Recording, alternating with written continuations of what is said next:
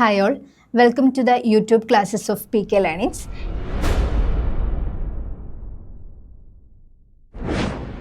ഇന്ന് നമ്മൾ ഡിസ്കസ് ചെയ്യാൻ പോകുന്നത് വേൾഡ് ജോഗ്രഫിയിലെ ഓഷ്യൻ കറൻസ് അല്ലെങ്കിൽ സമുദ്രജല പ്രവാഹം എന്ന ടോപ്പിക്കാണ്. അപ്പോൾ നമുക്ക് ഡീറ്റെയിൽഡ് ആയിട്ട് ഈ ഒരു ടോപ്പിക് നോക്കാം.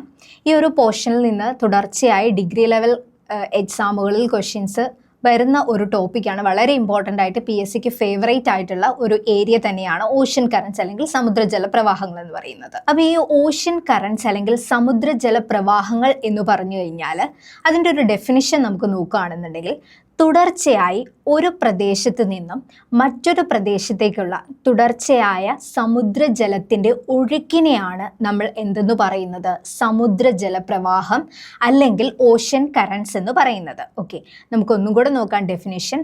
അതായത് തുടർച്ചയായി ഒരു പ്രദേശത്ത് നിന്ന് മറ്റൊരു പ്രദേശത്തേക്കുള്ള സമുദ്രജലത്തിൻ്റെ ഒഴുക്കിനെയാണ് നമ്മൾ എന്തെന്ന് പറയുന്നത്? സമുദ്രജല പ്രവാഹങ്ങൾ എന്ന് പറയുന്നത്. മെയിനായിട്ട് നമുക്ക് സമുദ്രജല പ്രവാഹങ്ങളെ രണ്ടായിട്ടാണ് ഡിവൈഡ് ചെയ്യുന്നത്.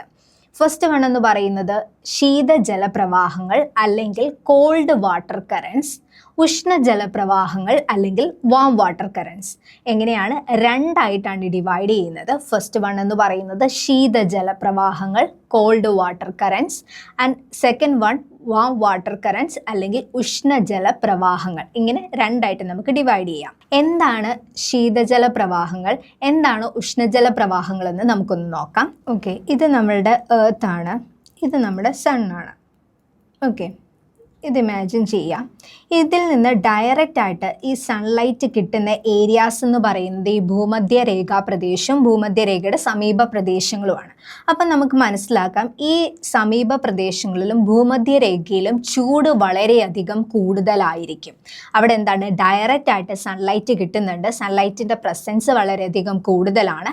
അതുകൊണ്ട് തന്നെ ആ ഏരിയാസിൽ എന്തായിരിക്കും? ചൂട് വളരെയധികം കൂടുതലായിരിക്കും. അതുകൊണ്ട് തന്നെ അവിടെ നിന്ന് ഭൂമധ്യരേഖയിൽ നിന്ന് മുകളിലേക്ക്, അതായത് ധ്രുവ പ്രദേശങ്ങളിലേക്ക് ഒഴുകുന്ന ജലത്തിന് എപ്പോഴും അത് ക്യാരി ചെയ്തുകൊണ്ട് പോകുന്നത് ചൂടുവെള്ളമായിരിക്കും. അങ്ങനെയുള്ള കറൻസിനെയാണ്, അങ്ങനെയുള്ള സമുദ്രജല പ്രവാഹങ്ങളെയാണ് നമ്മൾ ഉഷ്ണജല പ്രവാഹങ്ങൾ അല്ലെങ്കിൽ വാം വാട്ടർ കറൻസ് എന്ന് പറയുന്നത്. അതായത് ഭൂമധ്യരേഖയിൽ നിന്നോ അതിൻ്റെ സമീപ പ്രദേശങ്ങളിൽ നിന്നോ മുകളിലേക്ക്, അതായത് ധ്രുവ പ്രദേശങ്ങളിലേക്ക് ഒഴുകുന്ന സമുദ്രജലത്തിന് എന്തായിരിക്കും? ചൂടുവെള്ളമായിരിക്കും ക്യാരി ചെയ്തോ പോകുന്നത്. അപ്പോൾ അതിനെയാണ്, അങ്ങനെയുള്ള പ്രവാഹങ്ങളെയാണ് നമ്മൾ എന്തെന്ന് പറയുന്നത്? ഉഷ്ണജല പ്രവാഹങ്ങൾ എന്ന് പറയുന്നത്. അതുപോലെ തന്നെ നമുക്കറിയാം ഈ പറയുന്ന പോൾസ് അല്ലെങ്കിൽ ധ്രുവ പ്രദേശങ്ങളിൽ ചൂട് എന്തായിരിക്കും? വളരെയധികം കുറവായിരിക്കും. അവിടെ സൺലൈറ്റിൻ്റെ പ്രസൻസ് ഇല്ല. അപ്പോൾ അതുകൊണ്ട് തന്നെ അവിടെ എന്തായിരിക്കും? വളരെയധികം ഭൂമിയിലെ ഏറ്റവും തണുപ്പ് കൂടിയ പ്രദേശങ്ങളാണ് ധ്രുവ പ്രദേശങ്ങൾ എന്ന് പറയുന്നത്. അതുകൊണ്ട് തന്നെ ധ്രുവ പ്രദേശങ്ങളിൽ നിന്ന് ഭൂമധ്യരേഖയിലേക്ക് ഒഴുകുന്ന സമുദ്രജലം ക്യാരി ചെയ്തുകൊണ്ട് വരുന്ന വെള്ളം എന്തായിരിക്കും? തണുത്ത വെള്ളമായിരിക്കും. അതുകൊണ്ട് തന്നെ അങ്ങനെയുള്ള സമുദ്രജല പ്രവാഹങ്ങളെയാണ് നമ്മൾ ശീതജല പ്രവാഹങ്ങൾ അല്ലെങ്കിൽ കോൾഡ് വാട്ടർ കറൻസ് എന്ന് പറയുന്നത്. ഓക്കെ, അപ്പോൾ എന്താണ് ഈ ഉഷ്ണജല പ്രവാഹം അല്ലെങ്കിൽ ശീതജല പ്രവാഹം എന്നുള്ളത് ഒരു ഐഡിയ നിങ്ങൾക്ക് കിട്ടിയിട്ടുണ്ടാവും. അതായത് ഭൂമധ്യരേഖയിൽ നിന്ന് ധ്രുവ പ്രദേശങ്ങളിലേക്ക് ഒഴുകുന്ന സമുദ്രജലം എപ്പോഴും ചൂടുവെള്ളമായിരിക്കും ക്യാരി ചെയ്യുന്നത്. സോ അതിനെ നമ്മൾ ഉഷ്ണജല പ്രവാഹം എന്ന് പറയുന്നു. അതുപോലെ തന്നെ ധ്രുവ പ്രദേശങ്ങളിൽ തണുപ്പ് കൂടുതലായിരിക്കും. ആ തണുത്ത പ്രദേശങ്ങളിൽ നിന്ന് ഭൂമധ്യരേഖയിലേക്ക് ക്യാരി ചെയ്തുകൊണ്ടുവരുന്ന വെള്ളത്തിന് തണുപ്പ് വളരെയധികം കൂടുതലായിരിക്കും. അങ്ങനെയുള്ള പ്രവാഹങ്ങളെ നമ്മൾ ശീതജല പ്രവാഹങ്ങൾ അല്ലെങ്കിൽ കോൾഡ് വാട്ടർ കറൻസ് എന്നാണ് പറയുന്നത്. ഓക്കെ, ഇനി നമുക്ക് ഡീറ്റെയിൽഡ് ആയിട്ട് ഓരോ കറൻസും എങ്ങനെയാണെന്നുള്ളത് നമുക്ക് മാപ്പിൻ്റെ അടിസ്ഥാനത്തിൽ നമുക്ക് പഠിക്കാം. ഓക്കെ, ഇപ്പം നിങ്ങൾ കാണാതെ ഇപ്പോൾ ഒരുപാട് കറൻസ് ഉണ്ട്. ഇപ്പം മെയിനായിട്ട് നിങ്ങൾക്ക് ക്വസ്റ്റ്യൻസ് ചോദിക്കുക, അല്ലെങ്കിൽ കുറച്ചധികം കറൻസുകൾ തന്നിട്ട് ഈ കറൻസ് വാം വാട്ടർ കറൻസ് ആണോ അല്ലെങ്കിൽ ശീതജല പ്രവാഹമാണോ ഉഷ്ണജല പ്രവാഹമാണോ എന്നൊക്കെയുള്ള ക്വസ്റ്റ്യൻസ് പ്രിലിംസിലൊക്കെ നമ്മൾ ചോദിക്കുന്നതായിട്ട് കണ്ടിട്ടുണ്ട്. അപ്പോൾ അത് നിങ്ങൾക്ക് മനസ്സിലാക്കണം എന്നുണ്ടെങ്കിൽ അത് നിങ്ങൾക്ക് മാപ്പ് സ്റ്റഡിയിലൂടെ മാത്രമേ നിങ്ങൾക്കത് തറോ ആയിട്ട് മനസ്സിലാക്കാൻ പറ്റുള്ളൂ. സോ അതുകൊണ്ട് തന്നെ നമുക്ക് മാപ്പിലൂടെ തന്നെ ഈ എല്ലാ സമുദ്രത്തിലെയും സമുദ്രജല പ്രവാഹങ്ങളെ നമുക്ക് ഡീറ്റെയിൽഡ് ആയിട്ട് തന്നെ പഠിക്കാം. ഭൂമധ്യരേഖയ്ക്ക് സമാന്തരമായിട്ട് ഒഴുകുന്ന സമുദ്രജല പ്രവാഹങ്ങളെയാണ് നമ്മൾ ഭൂമധ്യരേഖാ പ്രവാഹങ്ങൾ അല്ലെങ്കിൽ മധ്യരേഖാ പ്രവാഹങ്ങൾ, ഇക്വറ്റോറിയൽ പ്രവാഹങ്ങൾ എന്നൊക്കെ പറയുന്നത്, ഇക്വറ്റോറിയൽ കറൻസ് എന്ന് പറയുന്നത്. അതായത് നമ്മുടെ ഭൂമധ്യരേഖയ്ക്ക് പാരലായിട്ട് അല്ലെങ്കിൽ സമാന്തരമായിട്ട് ഒഴുകുന്ന സമുദ്രജല പ്രവാഹങ്ങളെയാണ് നമ്മൾ ഭൂമധ്യരേഖാ പ്രവാഹങ്ങൾ അല്ലെങ്കിൽ ഇക്വറ്റോറിയൽ കറൻസ് എന്ന് പറയുന്നത്. ഈ ഒരു മാപ്പിൽ അടയാളപ്പെടുത്തിയിരിക്കുന്നത് പോലെ ആയിരിക്കും ആ കറൻസിൻ്റെ മൂവ്മെൻറ്റ് എന്ന് പറയുന്നത്. ഓക്കെ, ഈ ഇക്വറ്റോറിയൽ കറൻസിനെ നമുക്ക് വീണ്ടും രണ്ടായിട്ട് ഡിവൈഡ് ചെയ്യുന്നുണ്ട്. നോർത്ത് ഇക്വറ്റോറിയൽ കറൻസ് എന്നും അതുപോലെ തന്നെ സൗത്ത് ഇക്വറ്റോറിയൽ കറൻസ് എന്നും. Okay, south equatorial currents. Okay, അതായത് ഭൂമധ്യരേഖാ പ്രവാഹങ്ങളെ രണ്ടായിട്ട് നമ്മൾ ഡിവൈഡ് ചെയ്യുന്നുണ്ട്. ഉത്തര മധ്യരേഖാ പ്രവാഹങ്ങളെന്നും ദക്ഷിണ മധ്യരേഖാ പ്രവാഹങ്ങളും, അല്ലെങ്കിൽ നോർത്ത് ഇക്വറ്റോറിയൽ കറൻസ് എന്നും സൗത്ത് ഇക്വറ്റോറിയൽ കറൻസ്. ഇത് ഭൂമധ്യരേഖയ്ക്ക് സമാന്തരമായിട്ടാണ് ഒഴുകുന്നത്. ഇതിൻ്റെ ഒരു ദിശ, സഞ്ചാര ദിശ എന്ന് പറയുന്നത് ഈസ്റ്റിൽ നിന്ന് വെസ്റ്റിലേക്കായിരിക്കും. അതായത് കിഴക്ക് നിന്ന് പടിഞ്ഞാറേക്ക് ഒഴുകുന്ന പ്രവാഹങ്ങളാണ് ഭൂമധ്യരേഖാ പ്രവാഹങ്ങൾ. ഇത് ഉത്തരാർദ്ധ ഗോളത്തിലാണെങ്കിൽ അതിനെ നോർത്ത് ഇക്വറ്റോറിയൽ കറൻസ് എന്നും ദക്ഷിണാർദ്ധ ഗോളത്തിലാണെങ്കിൽ അതിനെ സൗത്ത് ഇക്വറ്റോറിയൽ കറൻസ് എന്നുമാണ് പറയുന്നത്. ഈ ഇക്വറ്റോറിയൽ കറൻസിനെ അല്ലെങ്കിൽ ഭൂമധ്യരേഖാ പ്രവാഹങ്ങളെ സ്വാധീനിക്കുന്ന ഒരു കാറ്റുണ്ട്. അതാണ് 30 ഡിഗ്രിയിൽ നിന്ന് 0 ഡിഗ്രിയിലേക്ക് വീശുന്ന വാണിജ്യവാദങ്ങൾ അല്ലെങ്കിൽ ട്രേഡ് വിൻഡ്സ് എന്ന് പറയുന്നത്. ഓക്കെ, ഈ ട്രേഡ് വിൻഡ്സിൻ്റെ പ്രസൻസ് ഉള്ളത് കൊണ്ടാണ് ഈ ഒരു ഇക്വറ്റോറിയൽ കറൻസ് ഈസ്റ്റിൽ നിന്ന് വെസ്റ്റിലേക്ക് മൂവ് ചെയ്യുന്നത്. അതും കൂടി നിങ്ങളൊന്ന് ഓർത്തിരിക്കാം. ഓക്കെ, അപ്പം നമ്മൾ പറഞ്ഞു ഭൂമധ്യരേഖയ്ക്ക് സമാന്തരമായിട്ട് ഒഴുകുന്ന സമുദ്രജല പ്രവാഹമാണ് ഇക്വറ്റോറിയൽ കറൻസ് അല്ലെങ്കിൽ മധ്യരേഖാ പ്രവാഹങ്ങൾ. ഇത് രണ്ടായിട്ട് ഡിവൈഡ് ചെയ്യുന്നുണ്ട്. ഉത്തരാർദ്ധ ഗോളത്തിലാണെങ്കിൽ അതിനെ ഉത്തര മധ്യരേഖാ പ്രവാഹങ്ങൾ എന്നും ദക്ഷിണാർദ്ധ ഗോളത്തിലാണെങ്കിൽ അതിനെ ദക്ഷിണ മധ്യരേഖാ പ്രവാഹങ്ങൾ എന്നുമാണ് പറയുന്നത്. ഈ ഭൂമധ്യരേഖാ പ്രവാഹങ്ങൾ വൻകരകളിൽ തട്ടി അല്ലെങ്കിൽ കോണ്ടിനെൻസിൽ തട്ടി അതിൻ്റെ സഞ്ചാര ദിശയ്ക്ക് വ്യതിയാനം സംഭവിക്കുന്നുണ്ട്. അങ്ങനെ ഈ സഞ്ചാര ദിശയ്ക്ക് വ്യതിയാനം സംഭവിച്ച് രൂപം കൊള്ളുന്ന പ്രവാഹങ്ങളെയാണ് നമ്മൾ കൗണ്ടർ കറൻസ് അല്ലെങ്കിൽ ഭൂമധ്യരേഖ പ്രതിപ്രവാഹങ്ങൾ എന്ന് പറയുന്നത്. എന്താണ്? ഇക്വറ്റോറിയൽ കൗണ്ടർ കറൻസ് അല്ലെങ്കിൽ ഭൂമധ്യരേഖ പ്രതിപ്രവാഹങ്ങൾ എന്ന് പറയുന്നത്. ഇതിനെ നമ്മൾ രണ്ടായിട്ട് ഡിവൈഡ് ചെയ്യുന്നുണ്ട്. നോർത്തേൺ ഹെമിസ്ഫിയറിലാണെന്നുണ്ടെങ്കിൽ അതിനെ നോർത്ത് ഇക്വറ്റോറിയൽ കൗണ്ടർ കറൻസ് എന്നും, സദേൺ ഹെമിസ്ഫിയറിലാണെങ്കിൽ അതിനെ സൗത്ത് കൗണ്ടർ ഇക്വറ്റോറിയൽ കറൻസ് എന്നുമാണ് പറയപ്പെടുന്നത്. അതായത് ഉത്തര മധ്യരേഖ പ്രതിപ്രവാഹങ്ങളെന്നും ദക്ഷിണ മധ്യരേഖ പ്രതിപ്രവാഹങ്ങൾ എന്നുമാണ് നമ്മൾ ഇതിനെ പറയപ്പെടുന്നത്. ഓക്കെ, ഇനി നമുക്ക് മെയിനായിട്ട് പഠിക്കാനുള്ള ഒരു പ്രവാഹമാണ് അന്റാർട്ടിക് സർക്കംപോളാർ കറൻസ്. ഓക്കെ, ഈ അന്റാർട്ടിക് സർക്കംപോളാർ കറൻസ് എന്ന് പറയുന്നത് ഭൂമിയിലെ തന്നെ ഏറ്റവും ശക്തിയേറിയ സമുദ്രജല പ്രവാഹമാണ് ഈ പറയുന്ന Antarctic circumpolar currents. Antarctic circumpolar currents. Okay, Antarctic circumpolar currents ലോകത്തിലെ തന്നെ ഏറ്റവും ശക്തിയേറിയ സമുദ്രജല പ്രവാഹം ഏതാണ് എന്ന് ചോദിച്ചു കഴിഞ്ഞാൽ അറ്റ്ലാന്റിക് സർക്കംപോളാർ കറൻസ് ആണ്. ഈ അറ്റ്ലാന്റിക് സർക്കംപോളാർ കറൻസ് ഫോം ചെയ്യാൻ കാരണമായിട്ടുള്ള ഒരു കാറ്റുണ്ട്. ഈ കാറ്റിൻ്റെ പേരാണ് വെസ്റ്റർലീസ് അല്ലെങ്കിൽ പശ്ചിമവാദങ്ങൾ എന്ന് പറയുന്നത്. ഓക്കെ, അതുകൊണ്ട് തന്നെ ഇതിനെ വെസ്റ്റ് വിൻഡ് ഡ്രിഫ്റ്റ് എന്ന പേരിലും അറിയപ്പെടുന്നുണ്ട്.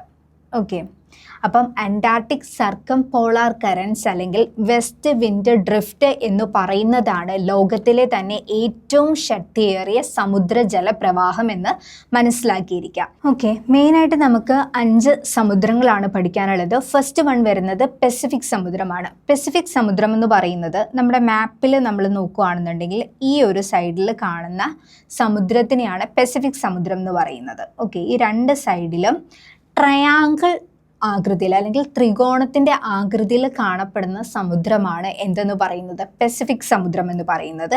അതുപോലെ തന്നെ എസ് ആകൃതിയിൽ കാണപ്പെടുന്ന സമുദ്രമാണ് എന്തെന്ന് പറയുന്നത്, അറ്റ്ലാന്റിക് സമുദ്രം. എസ് ആകൃതിയിൽ കാണപ്പെടുന്ന സമുദ്രമാണ് അറ്റ്ലാന്റിക് സമുദ്രം.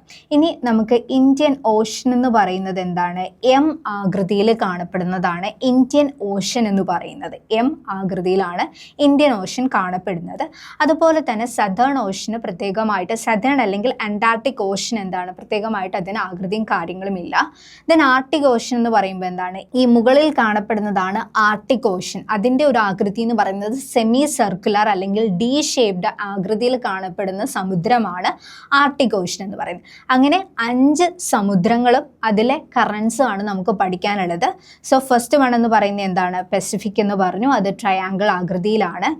ദെൻ അറ്റ്ലാന്റിക് എന്ന് പറയുന്നത് എസ് ആകൃതിയിലാണ്. ഇന്ത്യൻ ഓഷൻ എന്ന് പറയുമ്പോൾ എം ആകൃതിയിലാണ്. അതുപോലെ തന്നെ സതേൺ ഓഷൻ അല്ലെങ്കിൽ അന്റാർട്ടിക് ഓഷൻ എന്തില്ല, പ്രത്യേകമായിട്ട് ആകൃതിയും കാര്യങ്ങളും ഇല്ല. ദെൻ ആർട്ടിക് ഓഷൻ വരുമ്പം അത് എന്താണ്, സെമി സർക്കുലർ ഷേപ്പ് അല്ലെങ്കിൽ ഡി ഷേപ്പിലാണ് കാണപ്പെടുന്നത്. ഇനി നമുക്ക് പസഫിക് സമുദ്രത്തിലെ സമുദ്രജല പ്രവാഹങ്ങൾ ഏതൊക്കെയാണെന്ന് നോക്കാം. ആദ്യമായി നമുക്ക് നോർത്ത് ഇക്വറ്റോറിയൽ കറൻസ്. ഓക്കെ, ഈ നോർത്ത് ഇക്വറ്റോറിയൽ കറൻസ് ഇങ്ങനെ മൂവ് ചെയ്തിട്ട് ഈ പറയുന്ന ബോർണിയ ഐലൻഡ്, ഈ കാണുന്ന നിങ്ങൾ ഈ ഒരു റൗണ്ടിൽ കൊടുത്തിരിക്കുന്നതാണ് എന്തെന്ന് പറയുന്നത്, ബോർണിയ ഐലൻഡ് എന്ന് പറയുന്നത്. ഈ ബോർണിയ ഐലൻഡിൽ തട്ടി അതിൻ്റെ സഞ്ചാര ദിശയ്ക്ക് എന്തുണ്ടാവുന്നു, ഒരു ചേഞ്ച് ഉണ്ടാവുന്നു. നമ്മൾ ഫസ്റ്റിൽ തന്നെ പറഞ്ഞു എന്താണ്, സമുദ്രജല പ്രവാഹങ്ങൾ വൻകരകളിൽ തട്ടി അല്ലെങ്കിൽ കരകളിൽ തട്ടി അതിൻ്റെ സഞ്ചാര ദിശയ്ക്ക് എന്തുണ്ടാവുന്നു, വ്യതിയാനം സംഭവിക്കുന്നു എന്നുള്ളത് നമ്മൾ ആദ്യമേ പഠിച്ചു. അപ്പോൾ ഈ നോർത്ത് ഇക്വറ്റോറിയൽ കറൻസ് അല്ലെങ്കിൽ ഉത്തര മധ്യരേഖാ പ്രവാഹങ്ങൾ ഈ പറഞ്ഞ ബോർണിയോ ഐലൻഡ്, ഓക്കെ, എന്ത് ഐലൻഡാണ്, ബോർണിയോ ഐലൻഡ്. ഈ ബോർണിയോ ഐലൻഡ് എന്ന് പറയുന്നത് ഏഷ്യയിലെ തന്നെ വലിയ ഐലൻഡാണ്. ആ ഐലൻഡിൽ തട്ടി ഇതിൻ്റെ സഞ്ചാര ദിശയ്ക്ക് വ്യതിയാനം സംഭവിച്ച് അത് മുകളിലേക്ക് മൂവ് ചെയ്യുന്നു. ഓക്കെ, അത് മുകളിലേക്ക് മൂവ് ചെയ്യുന്നു. ഇങ്ങനെ മുകളിലേക്ക് മൂവ് ചെയ്യുന്ന ഈ ഒരു കറൻസിനെയാണ് നമ്മൾ എന്തെന്ന് പറയുന്നത്, കുറോഷ്യോ കറൻസ് എന്ന് പറയുന്നത്. ഓക്കെ, കുറോഷ്യോ കറൻസ് എന്ന് പറയുന്നു. ഈ കറൻസിനെയാണ് നമ്മൾ കുറോഷ്യോ കറൻസ് എന്ന് പറയുന്നത്. ഓക്കെ, ഈ കുറോഷ്യോ കറൻസ് എന്ന് പറയുന്നത് ഈ ഒരു ഏരിയ എന്ന് പറയുന്നതാണ് ജപ്പാൻ. അപ്പോൾ ഈ ജപ്പാനിലൂടെ കടന്നു പോകുന്ന സമുദ്രജല പ്രവാഹം ആയതുകൊണ്ട് ഇതിനെ എന്തെന്നും പറയുന്നുണ്ട്, ജപ്പാൻ കറണ്ട് എന്നും പറയുന്നുണ്ട്. ഓക്കെ, അതായത് ജപ്പാനിലൂടെ പാസ് ചെയ്യുന്ന സമുദ്രജല പ്രവാഹമായതുകൊണ്ട് തന്നെ കുറോഷ്യോ കറണ്ടിനെ നമ്മൾ ജപ്പാൻ കറണ്ട് എന്നും പറയുന്നുണ്ട്. അതുപോലെ തന്നെ ഈ ഒരു ഏരിയയിൽ ബ്ലാക്ക് ആൽഗയുടെ സാന്നിധ്യം വളരെയധികം കൂടുതലായതുകൊണ്ട് ഈ സമുദ്രജല പ്രവാഹം മുകളിലേക്ക് പോകുമ്പോൾ ഈ ഒരു ആൽഗേനെ വഹിച്ചുകൊണ്ടാണ് മുകളിലേക്ക് പോകുന്നത്. അതുകൊണ്ട് തന്നെ ഈ കറൻസിനെ നമ്മൾ ബ്ലാക്ക് വാട്ടർ കറൻസ് എന്നുകൂടി പറയുന്നുണ്ട്, അല്ലെങ്കിൽ ബ്ലാക്ക് കറൻസ് എന്ന് കൂടി പറയുന്നുണ്ട്. ഓക്കെ, അപ്പം കുറോഷ്യോ കറൻസ് അല്ലെങ്കിൽ ജപ്പാൻ കറൻസ് അല്ലെങ്കിൽ ബ്ലാക്ക് കറൻസ് എന്നൊക്കെ പറഞ്ഞാലും ഒരു സെയിം കറൻസിൻ്റെ തന്നെ ഡിഫറെൻറ്റ് നെയിമാണ് എന്നുള്ളത് നിങ്ങൾ മനസ്സിലാക്കിയിരിക്കുക. ചിലപ്പോൾ ഓപ്ഷണൽ കുറോഷ്യോ കറണ്ട് എന്നായിരിക്കും, അല്ലെങ്കിൽ ജപ്പാൻ കറണ്ട് എന്നായിരിക്കും, അല്ലെങ്കിൽ ബ്ലാക്ക് കറൻസ് എന്നായിരിക്കും. അപ്പോൾ ഇത് മൂന്നാണെങ്കിലും സെയിം തന്നെയാണെന്നുള്ളത് മനസ്സിലാക്കിയിരിക്കുക. ഓക്കെ, ഇനി അതുപോലെ തന്നെ ഈ കുറോഷ്യോ കറൻസിൻ്റെ ഒരു പോർഷൻ അതിൽ നിന്ന് ഡിവൈഡ് ചെയ്ത് മുകളിലേക്ക് പോകുന്നുണ്ട്, അതിൽ നിന്ന് ഡീവിയേറ്റ് ചെയ്ത് മുകളിലേക്ക് പോകുന്നുണ്ട്. ആ ഒരു കറണ്ടിനെയാണ് നമ്മൾ സുഷിമ കറണ്ട് എന്ന് പറയുന്നത്. ഓക്കെ, സുഷിമ കറണ്ട് എന്ന് പറയുന്നത് ഈ ഒരു കുറോഷ്യോ കറണ്ടിൽ നിന്ന് വേർപെട്ടു പോകുന്ന ഒരു കറൻസിനെയാണ് നമ്മൾ സുഷിമ കറണ്ട് എന്ന പേരിൽ അറിയപ്പെടുന്നത്. പസഫിക് സമുദ്രത്തിൽ മുകളിൽ നിന്ന് അതുപോലെ തന്നെ ഒരു കറൻസ് താഴേക്ക് വരുന്നുണ്ട്. ആ ഒരു കറൻസിനെയാണ് നമ്മൾ ഒയാഷ്യോ കറണ്ട് എന്ന് പറയുന്നത്. ഒയാഷ്യോ കറണ്ട് എന്ന് പറയുന്നത്. ഓക്കെ, അതായത് ധ്രുവ പ്രദേശത്ത് നിന്ന് ഭൂമധ്യരേഖാ പ്രദേശത്തേക്ക് ഒഴുകുന്ന ഒരു സമുദ്രജല പ്രവാഹമാണ് ഒയാഷ്യോ കറണ്ട്. ഇത് കുറിൽ ഐലൻഡിൻ്റെ ഭാഗത്തൂടെയാണ് ഒഴുകുന്നത് കൊണ്ട് ഇതിനെ കുറിൽ കറൻസ് എന്നും പറയുന്നുണ്ട്. അപ്പോൾ ഒയാഷ്യോ കറൻസ് അല്ലെങ്കിൽ കുറിൽ കറൻസ് എന്ന് പറഞ്ഞാലും സെയിം തന്നെയാണ്. അപ്പോൾ ഓപ്ഷനിൽ എന്താണ് വരുന്നത് എന്ന് നോക്കിയിട്ട് വേണം നിങ്ങൾ ആൻസർ ചെയ്യാൻ.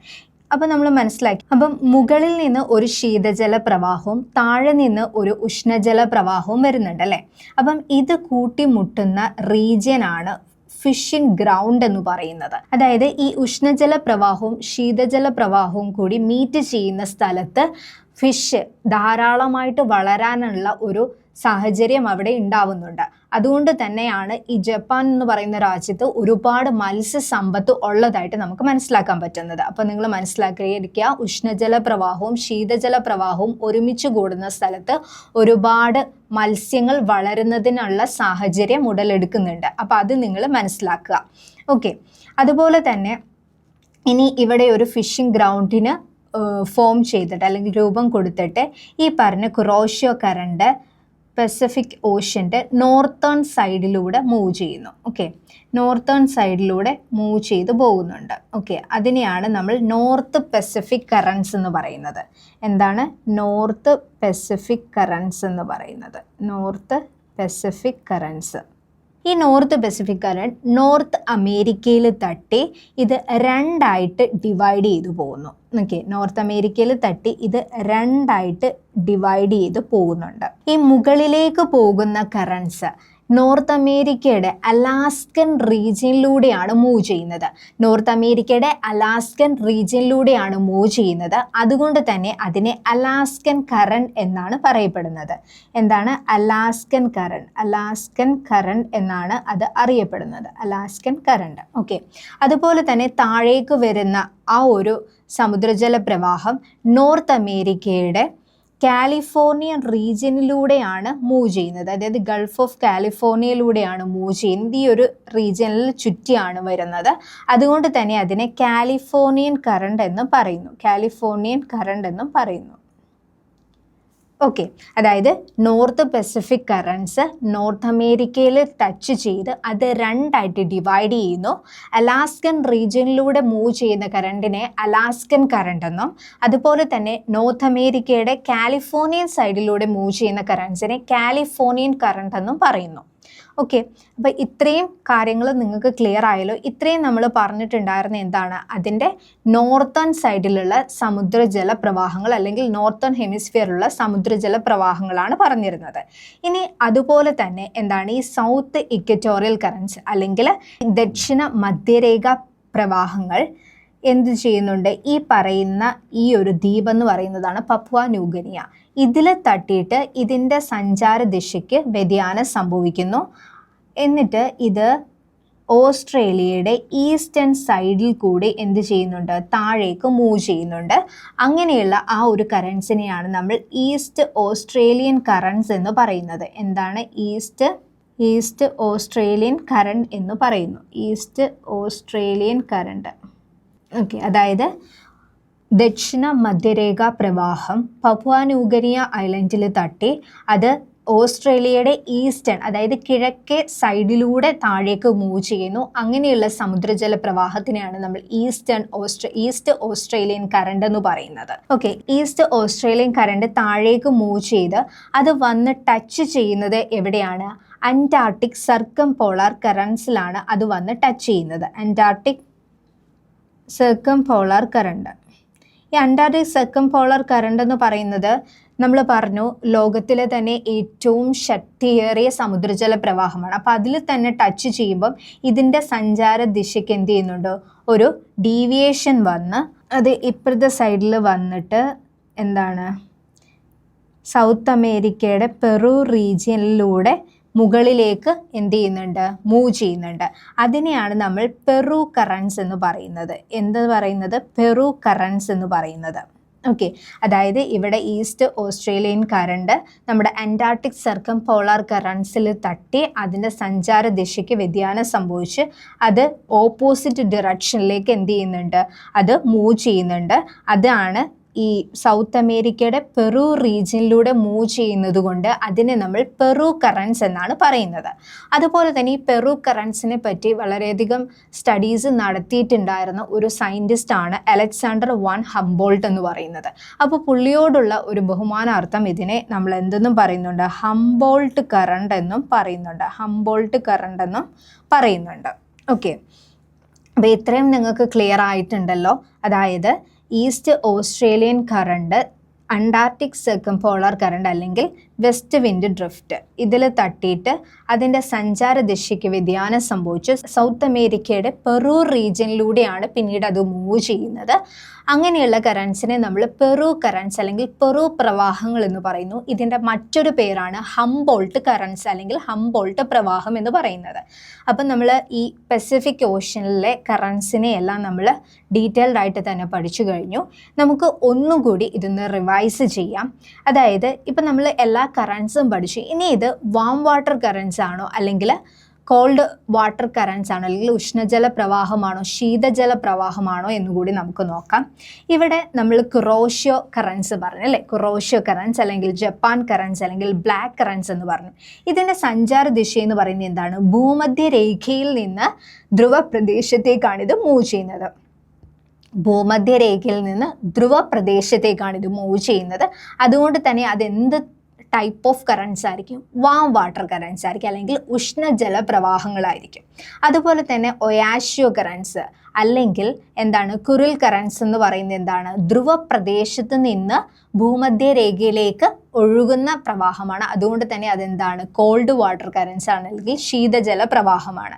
ഇനി ഇത് രണ്ടും കൂടി വന്ന് എന്താണ് മീറ്റ് ചെയ്യുന്ന സ്ഥലത്ത് ഈ ഫിഷിൻ ഗ്രൗണ്ടിന് രൂപം കൊടുത്തതിന് ശേഷം ഈ കുറോഷ്യോ കറണ്ട് പസഫിക് ഓഷ്യൻ്റെ നോർത്തേൺ സൈഡിൽ കൂടിയാണ് എന്ത് ചെയ്യുന്നത്? മൂവ് ചെയ്യുന്നത്. അതിനെ നമ്മൾ നോർത്ത് പസഫിക് കറൻസ് എന്ന് പറഞ്ഞു. അതും എന്ത് തരം കറൻസ് ആണ്? ഒരു വാം വാട്ടർ കറൻസ് ആണ്. അതായത് ഭൂമധ്യരേഖയിൽ നിന്ന് എങ്ങോട്ടേക്കാണ് അത് പോകുന്നത്? ധ്രുവ പ്രദേശങ്ങളിലേക്ക് പോകുന്നത് കൊണ്ട് അതിനെ നമ്മൾ എന്തെന്ന് പറയുന്നു? ഉഷ്ണജല പ്രവാഹം അല്ലെങ്കിൽ വാം വാട്ടർ കറൻസ് ആണെന്ന് നമുക്ക് പറയാം. ഇനി ഈ നോർത്ത് പസഫിക് കറണ്ട് നോർത്ത് അമേരിക്കയിൽ ടച്ച് ചെയ്ത് അത് രണ്ടായിട്ട് ഡിവൈഡ് ചെയ്യുന്നുണ്ട്. അലാസ്കൻ റീജിയനിലൂടെ മൂവ് ചെയ്യുന്ന അലാസ്കൻ കറണ്ട് എവിടെ നിന്നാണ്? ഭൂമധ്യരേഖയിൽ നിന്ന് ധ്രുവ പ്രദേശത്തേക്ക് പോകുന്നത് കൊണ്ട് തന്നെ അത് ഉഷ്ണജല പ്രവാഹമാണ് അല്ലെങ്കിൽ വാം വാട്ടർ കറൻസ് ആണെന്ന് നമുക്ക് പറയാം. അതുപോലെ തന്നെ കാലിഫോർണിയൻ കറൻസ് എവിടെ നിന്നാണ് വരുന്നത്? ധ്രുവ പ്രദേശത്ത് നിന്ന് ഭൂമധ്യരേഖ പ്രദേശത്തേക്കാണ് മൂവ് ചെയ്യുന്നത്. അതുകൊണ്ട് തന്നെ നമുക്ക് അതെന്താന്ന് പറയാം? അതൊരു ശീതജല പ്രവാഹമാണ് എന്നുള്ളത് നമുക്ക് മനസ്സിലാക്കാം.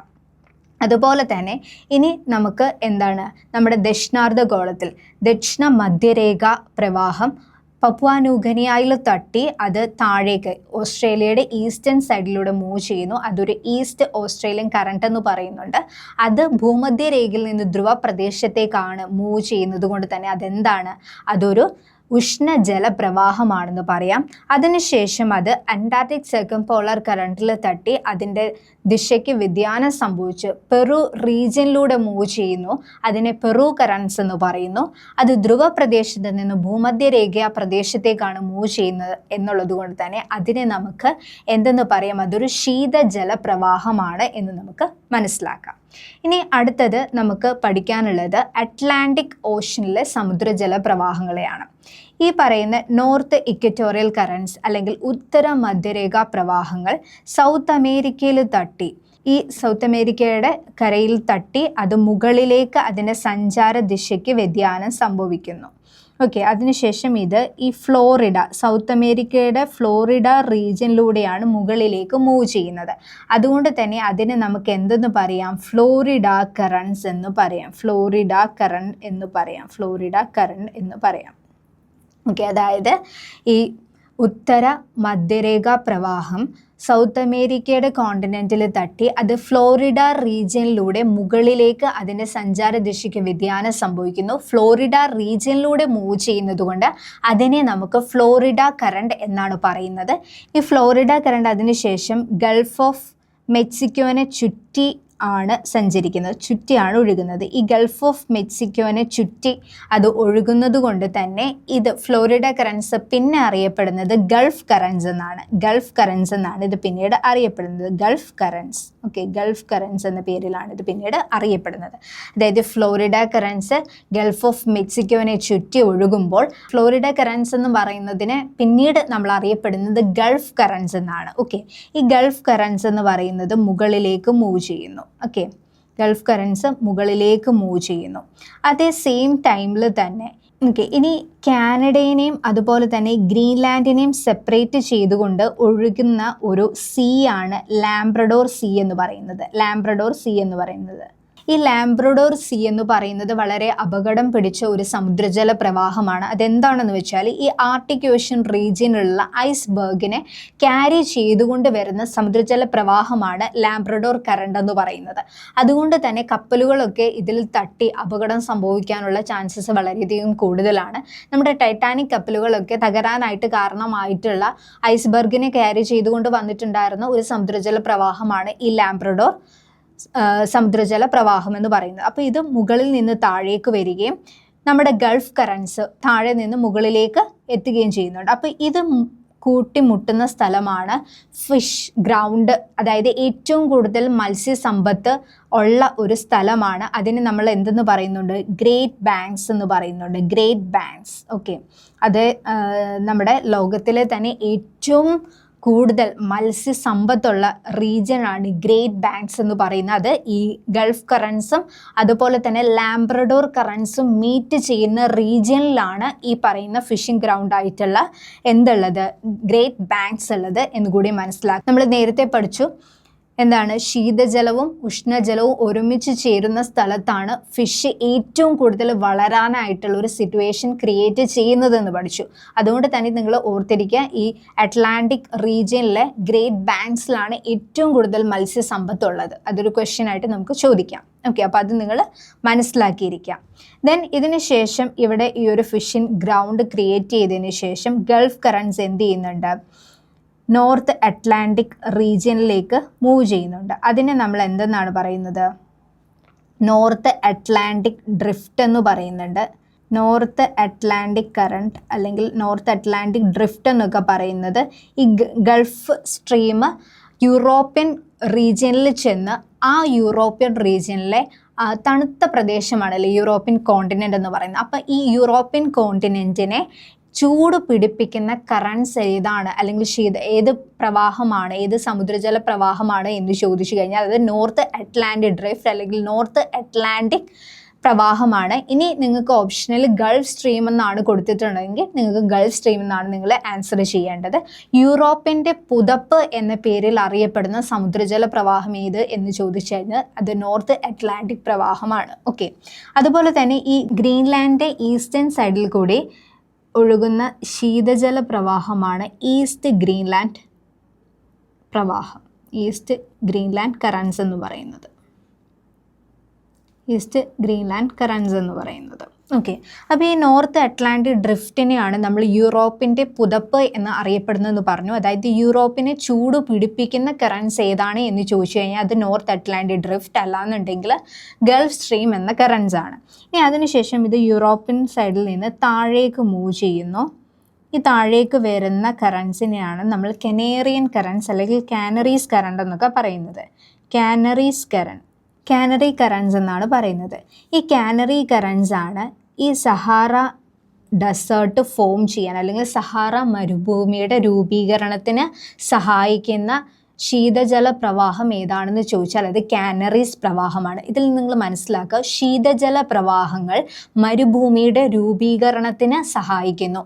അതായത് മരുഭൂമി എന്ന് പറയുന്നത് വർഷത്തിൽ 25 സെൻറ്റിമീറ്ററിൽ കുറവ് അല്ലെങ്കിൽ 25 സെൻറ്റിമീറ്ററിൽ താഴെ മാത്രം മഴ ലഭിക്കുന്ന പ്രദേശങ്ങളെയാണ് നമ്മൾ എന്തെന്ന് പറയുന്നത്? മരുഭൂമി എന്ന് പറയുന്നത്. അതുകൊണ്ട് തന്നെ ഈ ശീതജല പ്രവാഹങ്ങളാണ് മരുഭൂമി രൂപീകരണത്തിന് സഹായിക്കുന്നത്. അതായത് നമ്മൾക്ക് വാം വാട്ടർ കറൻസ് ആകുമ്പോൾ അതിനകത്ത് എന്തുണ്ടാവും? ഈർപ്പമുണ്ടാവും. അത് എന്ത് വരുന്നുണ്ട്? സൂര്യപ്രകാശം കിട്ടുമ്പോൾ അത് നീരാവിയായിട്ട് മുകളിൽ ചെന്ന് മഴ പെയ്യാനുള്ള ചാൻസ് ഉണ്ട്. പക്ഷേ ശീതജല പ്രവാഹമാകുമ്പോൾ അവിടെ എന്താണ്? അതിനകത്ത് ഈർപ്പം കുറവായിരിക്കും അല്ലേ? അപ്പം എത്ര സൂര്യൻ ശ്രമിച്ചാലും അതിനെ എന്താക്കി മാറ്റാൻ പറ്റില്ല? നീരാവിയാക്കി മാറ്റാൻ പറ്റില്ല. അതുകൊണ്ട് തന്നെ അങ്ങനെയുള്ള പ്രദേശങ്ങളിൽ മഴ എന്തായിരിക്കും? വളരെയധികം കുറവായിരിക്കും. ഓക്കെ, അപ്പം അതുകൊണ്ടാണ് ഈ പറഞ്ഞ പ്രദേശങ്ങളിൽ അല്ലെങ്കിൽ ശീതജല പ്രവാഹം ക്യാരി ചെയ്ത് വരുന്ന പ്രദേശങ്ങളിലൊക്കെ എന്ത് ചെയ്യാനുള്ള ചാൻസ് കൂടുതലാണ്? മരുഭൂമികൾ രൂപീകരിക്കാനുള്ള ചാൻസസ് വളരെ കൂടുതലാണ്.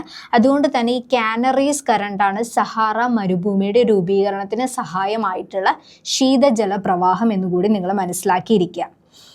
ഓക്കെ, അപ്പം നമ്മൾ എന്തൊക്കെ പറഞ്ഞു? ഫ്ലോറിഡ കറൻസ് പറഞ്ഞു, ഗൾഫ് കറൻസ് പറഞ്ഞു, ലാബ്രഡോർ കറൻസ് പറഞ്ഞു, അതുപോലെ തന്നെ ഈസ്റ്റ് ഗ്രീൻലാൻഡ് കറൻസ് പറഞ്ഞു, കാനറീസ് കറന്റ് പറഞ്ഞു. ഇതെല്ലാം തന്നെ എന്താണ്? ഉത്തരാർദ്ധഗോളത്തിലുള്ളത് അല്ലെങ്കിൽ നോർത്തേൺ ഹെമിസ്ഫിയറിലുള്ള കറൻസ്, അറ്റ്ലാന്റിക് കറൻസ് ആണ് നമ്മൾ പറഞ്ഞിട്ടുണ്ടായിരുന്നത്.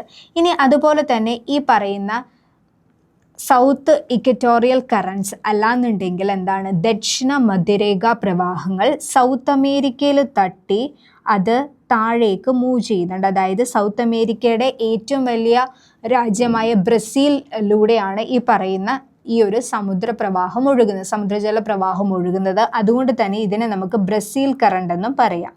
എന്താണ്? ബ്രസീൽ കറണ്ട് എന്നും പറയുന്നുണ്ട്, ബ്രസീൽ കറൻസ് എന്നും പറയുന്നുണ്ട്. ഓക്കെ, ഈ ബ്രസീൽ കറണ്ട് താഴെ വന്ന് നമ്മളുടെ അന്റാർട്ടിക് സർക്കംപോളാറിനെ തട്ടി അതിൻ്റെ സഞ്ചാര ദിശയ്ക്ക് എന്തുണ്ടാവുന്നു? വ്യതിയാനം സംഭവിച്ച് അത് രണ്ടായിട്ട് ഡിവൈഡ് ചെയ്തു പോകുന്നുണ്ട്. ഓക്കെ, രണ്ടായിട്ട് ഡിവൈഡ് ചെയ്ത് പോകുന്നുണ്ട്. ഓക്കെ, ഈ ഒരു സൈഡിൽ കൂടെ, അതായത് ഈ പറയുന്നത് ഒരു പോർഷൻ ഡിവൈഡ് ചെയ്ത് പോകുന്നത് ആഫ്രിക്കൻ റീജിയനിലൂടെയാണ്. അതിനെയാണ് നമ്മൾ ബെങ്ക്വേല കറൻസ് എന്ന് പറയുന്നത്, ബെങ്ക്വേല കറൻസ് എന്ന് പറയുന്നത്, ബെങ്ക്വേല കറൻസ് എന്ന് പറയുന്നത്. ഓക്കെ, ബെങ്ക്വേല കറൻസ് എന്ന് പറയുന്നത് എന്താണ്? ഈ ബ്രസീൽ കറണ്ട് അന്റാർട്ടിക് സർക്കംപോളാർ കറണ്ടിൽ തട്ടി അതിൻ്റെ സഞ്ചാര ദിശയ്ക്ക് വ്യതിയാനം സംഭവിച്ച് രണ്ടായിട്ട് ഡിവൈഡ് ചെയ്യുന്നുണ്ട്. ഒരു റീജിയൻ ആഫ്രിക്കൻ റീജിയനിലൂടെയാണ് പോകുന്നത്, അതിനെ നമ്മൾ ബെങ്ക്വേല കറൻസ് എന്ന് പറയുന്നുണ്ട്. ഒരു റീജിയൻ എന്ന് പറയുന്നത് ഫോക്ലാൻഡ് ഐലൻഡിലൂടെയാണ് മൂവ് ചെയ്യുന്നത്, അതിനെ നമ്മൾ ഫോക്ലാൻഡ് കറൻസ് എന്നും പറയുന്നു, ഫോക്ലാൻഡ് കറൻസ് എന്നും പറയുന്നുണ്ട്. ഓക്കെ, അതായത് ഈ ബ്രസീൽ കറണ്ട് അന്റാർട്ടിക് സർക്കംപോളാർ കറൻസിൽ തട്ടി രണ്ടായി ഡിവൈഡ് ചെയ്യുന്നു. ആഫ്രിക്കൻ റീജിയനിലൂടെ പോകുന്നത് ബെങ്ക്വേല കറൻസും ഫോക്ലാൻഡ് ഐലൻഡിലൂടെ പാസ് ചെയ്യുന്ന കറൻസിന് നമ്മൾ ഫോക്ലാൻഡ് കറൻസ് എന്നുമാണ് പറയുന്നത്. ഓക്കെ, ഇനി നമ്മൾ സൗത്ത് അറ്റ്ലാന്റിക് കറൻസും അതുപോലെ തന്നെ നോർത്ത് അറ്റ്ലാന്റിക് കറൻസും ഏകദേശം നമ്മൾ മനസ്സിലാക്കിയിട്ടുണ്ട്. ഇനി ഇത് ഏത് ടൈപ്പ് ഓഫ് കറൻസ് ആണ് എന്നുള്ളത് കൂടിയിട്ട് മനസ്സിലാക്കാം. അതായത് ഫ്ലോറിഡ കറണ്ട് എന്ന് പറയുമ്പോൾ ഭൂമധ്യരേഖയിൽ നിന്ന് ധ്രുവ പ്രദേശത്തേക്ക് ഒഴുകുന്ന കറണ്ടാണ്. അതുകൊണ്ട് തന്നെ അതെന്തായിരിക്കും? വാം വാട്ടർ കറൻസ് ആയിരിക്കും. ഗൾഫ് കറൻസും എന്ത് തന്നെയാണ്? ഭൂമധ്യരേഖയിൽ നിന്ന് എന്താണ്? മുകളിലേക്ക് ഒഴുകുന്ന കറൻസ് ആണ്. അതുകൊണ്ട് അതും എന്താണ്? ഒരു വാം വാട്ടർ കറൻസ് ആണ്. ഇനി ലാബ്രഡോർ കറൻസ് എന്ന് പറയുന്നത് ധ്രുവ പ്രദേശത്ത് നിന്ന് ഭൂമധ്യരേഖയിലേക്ക് ഒഴുകുന്ന കറൻസ് ആയതുകൊണ്ട് അതെന്താണ്? കോൾഡ് വാട്ടർ കറൻസ് ആണ്. അതുപോലെ തന്നെ ഈസ്റ്റ് ഗ്രീൻലാൻഡ് കറൻസും എന്താണ്? ധ്രുവ പ്രദേശത്ത് നിന്ന് ഭൂമധ്യരേഖയിലേക്ക് ഒഴുകുന്നത് കൊണ്ട് അതും ഒരു ശീതജല പ്രവാഹമാണ് എന്ന് നമുക്ക് പറയാം. ദെൻ നോർത്ത് അറ്റ്ലാന്റിക് ഡ്രിഫ്റ്റ് അല്ലെങ്കിൽ നോർത്ത് അറ്റ്ലാന്റിക് പ്രവാഹം എന്ന് പറയുന്നത് ഒരു ഉഷ്ണജല പ്രവാഹമാണ്. കാനറീസ് കറണ്ട് എന്ന് പറയുന്നത് ഒരു ശീതജല പ്രവാഹമാണ്. അതുപോലെ തന്നെ ബ്രസീൽ കറണ്ട് എന്ന് പറയുന്നത് എന്താണ്? ഒരു വാം വാട്ടർ കറൻസ് അല്ലെങ്കിൽ ഉഷ്ണജല പ്രവാഹമാണ്. ദെൻ ബെങ്ക്വേല കറൻസ് എന്ന് പറയുമ്പം അതെന്താണ്? ധ്രുവ പ്രദേശത്ത് നിന്ന് മുകളിലേക്ക് പോകുന്നതാണ്. അതുകൊണ്ട് അത് എന്താണ്? ഒരു കോൾഡ് വാട്ടർ കറൻസ് ആണ് അല്ലെങ്കിൽ ശീതജല പ്രവാഹമാണ്. അതുപോലെ തന്നെ ഫോക്ലാൻഡ് കറൻസ് എന്ന് പറയുന്നതും ഒരു ശീതജല പ്രവാഹമാണ് എന്ന് നമുക്ക് മനസ്സിലാക്കാം. ഓക്കെ, ഇനി നമുക്ക് അടുത്തതായിട്ട് നമുക്ക് പഠിക്കാനുള്ള കറൻസ് ഏതാണെന്ന് പറഞ്ഞു കഴിഞ്ഞാൽ അത് ഇന്ത്യൻ ഓഷ്യൻ റീജിയനിലുള്ള കറൻസ് ആണ്. ഓക്കെ, അപ്പം ഇന്ത്യൻ ഓഷ്യൻ റീജിയൻ നമ്മൾ നേരത്തെ പഠിച്ചു. എന്താണ്? എം റീജിയനിൽ ഈ കാണുന്ന ഓഷ്യനാണ് ഇന്ത്യൻ ഓഷ്യൻ എന്ന് പറഞ്ഞു അല്ലേ? ഓക്കെ, ഇനി ഈ പറയുന്ന ഭൂമധ്യരേഖ പ്രവാഹങ്ങൾ, അതായത് ഉത്തര മധ്യരേഖ പ്രവാഹങ്ങൾ ഈ പറയുന്ന ആഫ്രിക്കൻ റീജിയനിൽ തട്ടി ഇവിടെ ശ്രീലങ്കയിലും തട്ടി ഇത് മുകളിലേക്ക് ഇതിൻ്റെ സഞ്ചാര ദിശ ചേഞ്ച് ചെയ്ത് മൂവ് ചെയ്യുന്നുണ്ട്. ഓക്കെ, അപ്പം ഇങ്ങനെ ഒഴുകുന്ന ഈ ഒരു കറൻസിനെയാണ് നമ്മൾ മൺസൂൺ കറൻസ് എന്ന് പറയുന്നത്. എന്തെന്ന് പറയുന്നത്? മൺസൂൺ കറൻസ് എന്ന് പറയുന്നത്, മൺസൂൺ കറൻസ്. ഓക്കെ, അതായത് ഇത് ബേ ഓഫ് ബംഗാളിലും അറേബ്യൻ സീയിലും ഒരുപോലെ തന്നെ എക്സ്പീരിയൻസ് ചെയ്യുന്ന ഒരു കറൻസ് ആണ് മൺസൂൺ കറൻസ് എന്ന് പറയുന്നത്. അത് അറേബ്യൻ സൈഡിൽ വരുമ്പം, ബേ ഓഫ് ബംഗാൾ സൈഡിൽ വരുമ്പം ശ്രീലങ്കയിൽ തട്ടിയിട്ടാണ് മുകളിലേക്ക് പോകുന്നത്. അറേബ്യൻ സൈഡിൽ വരുമ്പോൾ അത് ആഫ്രിക്കൻ റീജിയനിൽ തട്ടിയിട്ടാണ് അതിൻ്റെ സഞ്ചാര ദിശയ്ക്ക് വ്യതിയാനം സംഭവിക്കുന്നത്. അതുപോലെ തന്നെ ഈ സൗത്ത് ഇക്വറ്റോറിയൽ കറൻസ് അല്ലെങ്കിൽ എന്താണ്? ദക്ഷിണ മധ്യരേഖാ പ്രവാഹം ആഫ്രിക്കയിൽ തട്ടിയിട്ട് ഈ പറയുന്ന റീജിയനാണ് മഡഗാസ്കർ എന്ന് പറയുന്നത്. Okay, Madagascar. ഈ മഡഗാസ്കറിനെയും ആഫ്രിക്കനെയും തമ്മിൽ വേർതിരിക്കുന്ന കടലിടുക്കിനെ പറയുന്നതാണ് മൊസാംബിക് കടലിടുക്ക്.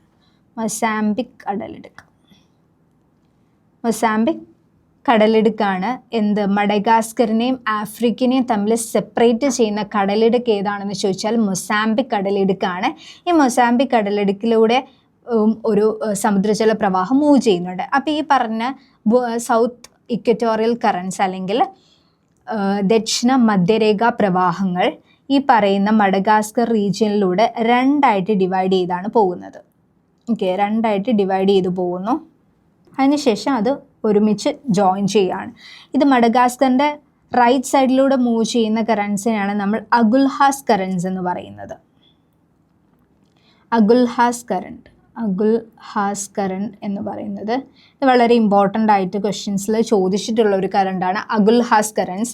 അതുപോലെ തന്നെ ഈ മൊസാംബിക് കടലിടുക്കിലൂടെ പോകുന്ന കറൻസിനെ നമ്മൾ എന്താ പറയുന്നത്? മൊസാംബിക് കറൻസ് എന്ന് പറയുന്നു. മൊസാംബിക് കറൻസ് എന്നും പറയുന്നുണ്ട്. ഓക്കെ, ഈ രണ്ട് കറൻസൂടെ ജോയിൻ ആയിട്ട് പിന്നീട് വന്ന് നമ്മുടെ അന്റാർട്ടിക് സർക്കംപോളർ കറൻസിനെ ടച്ച് ചെയ്യും. അതിൻ്റെ സഞ്ചാര ദിശയ്ക്ക് ചേഞ്ച് ചെയ്യുകയും ചെയ്ത് അത് ഓസ്ട്രേലിയയുടെ വെസ്റ്റ് സൈഡിലൂടെ മൂവ് ചെയ്യും. അതിന് നമ്മൾ എന്തെന്ന് പറയുന്നു? വെസ്റ്റ് ഓസ്ട്രേലിയൻ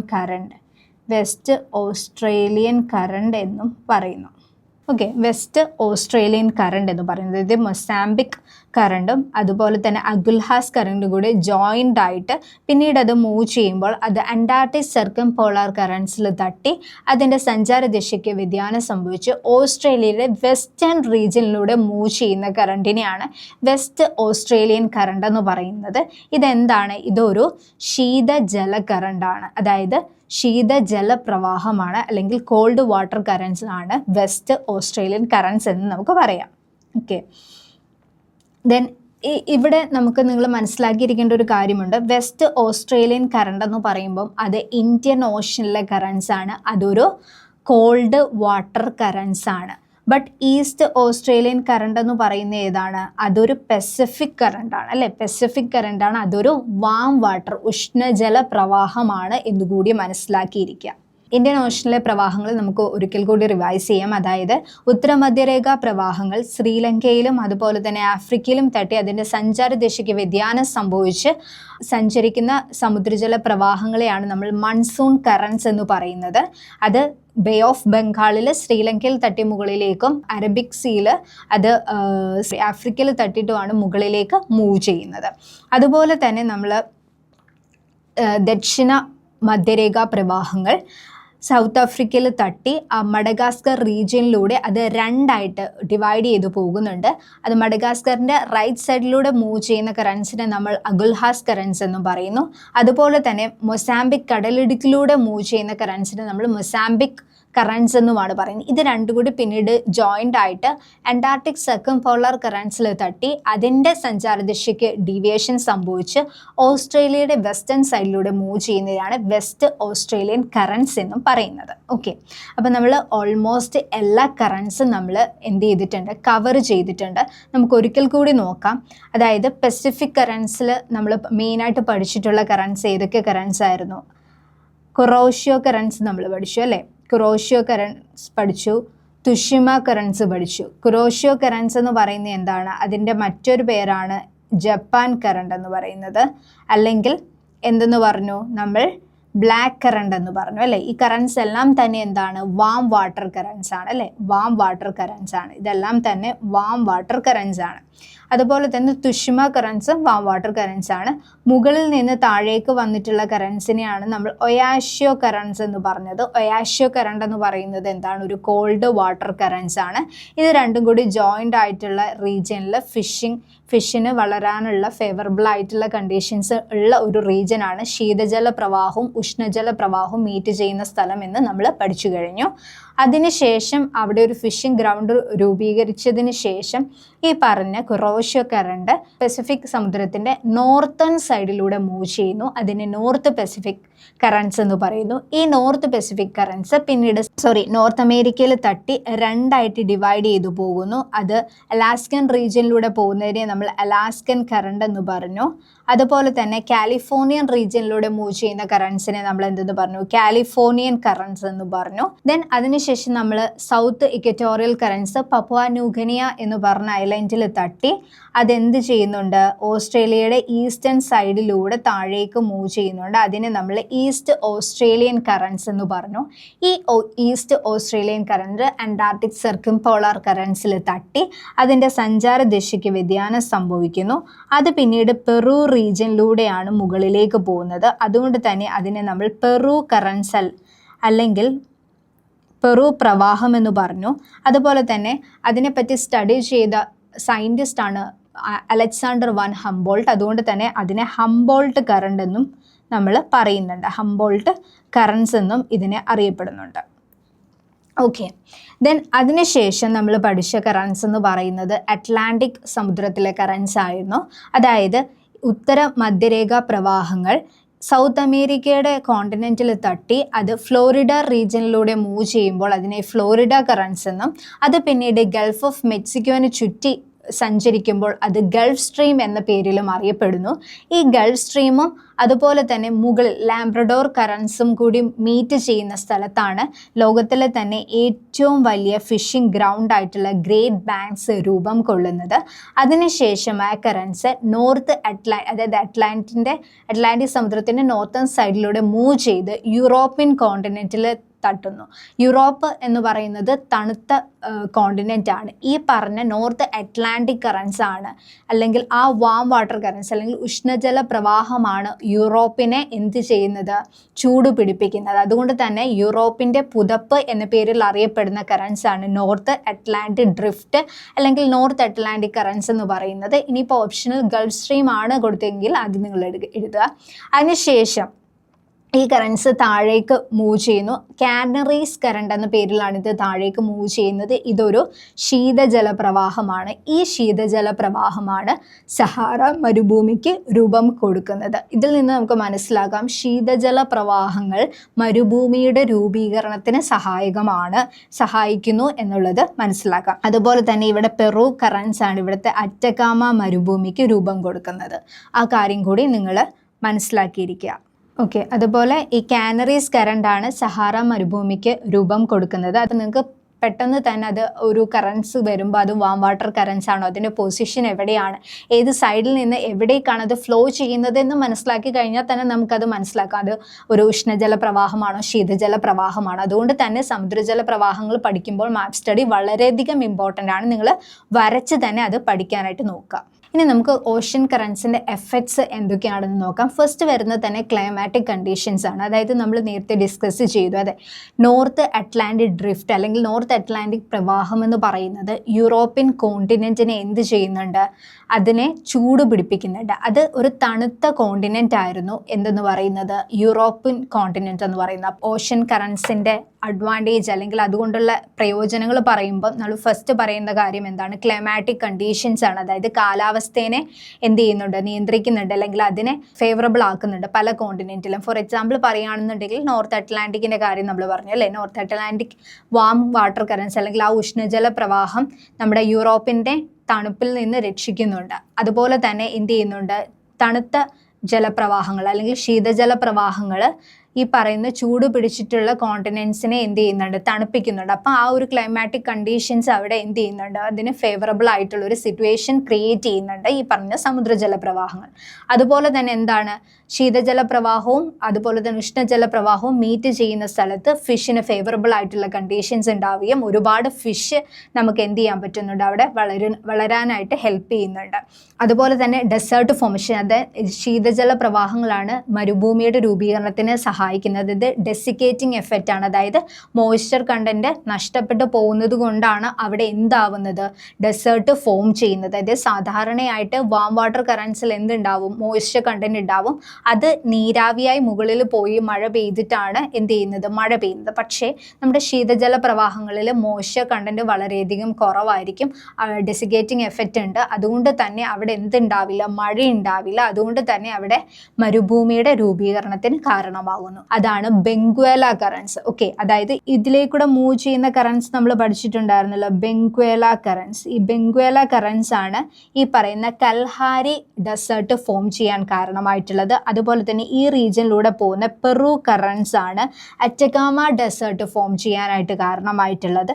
അതുപോലെ തന്നെ ഈ റീജിയനിലൂടെ പോകുന്ന കാനറീസ് കറണ്ട് ആണ് സഹാറ മരുഭൂമി രൂപീകരണത്തിന് ഹെൽപ്പ് ചെയ്തിട്ടുള്ള ഒരു ശീതജല കറൻസ് എന്ന് പറയുന്നത്. ഓക്കെ, അപ്പം ഇത്രയും കാര്യങ്ങളാണ് നമ്മൾ സമുദ്രജല പ്രവാഹങ്ങളുമായിട്ട് ബന്ധപ്പെട്ട് നമ്മൾ മെയിനായിട്ട് പഠിക്കേണ്ടത്. പസഫിക്, അറ്റ്ലാന്റിക്, ഇന്ത്യൻ ഓഷൻ, അതുപോലെ തന്നെ അന്റാർട്ടിക്കിൽ മെയിനായിട്ടുള്ള അന്റാർട്ടിക് സെക്കംപോളാർ കറൻസ് മാത്രമാണ്.